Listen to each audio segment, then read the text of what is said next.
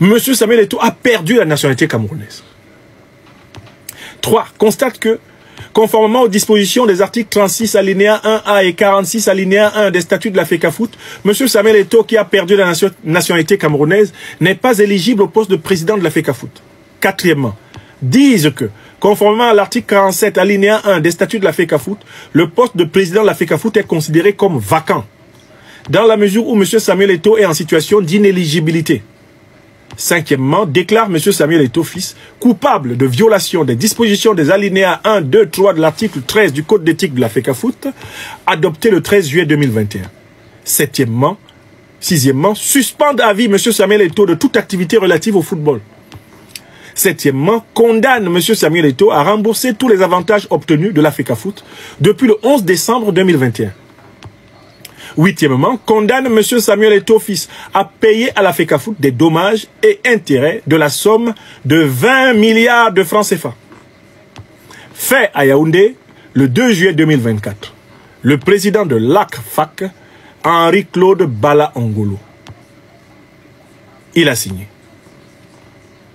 Voilà ce que le président de l'association des clubs de football amateurs du Cameroun publie comme déclaration contre l'ancienne gloire du football, Samuel Eto'o. D'abord, il y a quelque chose de très choquant dans ce que vient de faire cette association et son président.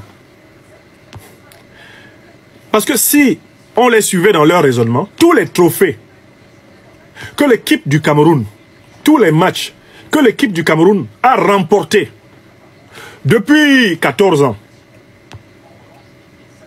avec Samuel Eto'o, tous ces trophées, tous les titres et tous les matchs que l'équipe du Cameroun a remportés doivent lui être retirés. Puisque Samuel Eto'o, il y a une dizaine d'années à peine, était encore en carrière, il y a 14 ans, a livré des matchs, était encore dans les compétitions du Cameroun. Ça, c'est la première conséquence. Si on applique ce raisonnement, tous les joueurs des équipes nationales, pas seulement de foot, mais je ne sais pas, d'athlétisme, etc.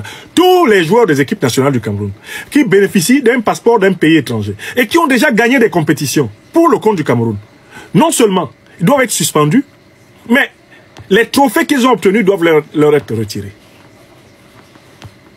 Si on applique le raisonnement de M. Henri-Claude Bala Ongolo, ce qui veut dire qu'en fait, il faudrait mener une enquête sur la nationalité de Roger Mila.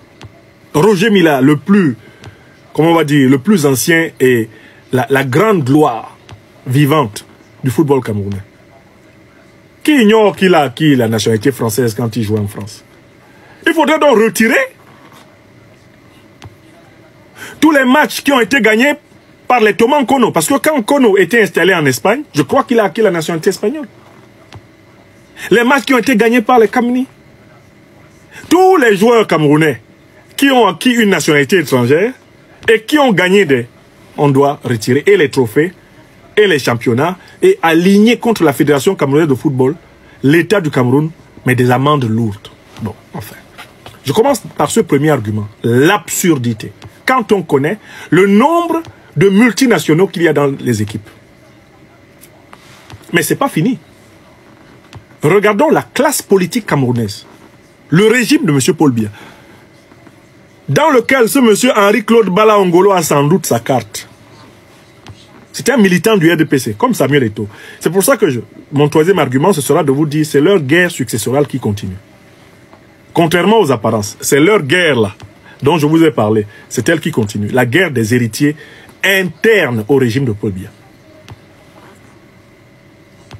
Combien des ministres de Paul Biya disposent de plusieurs passeports?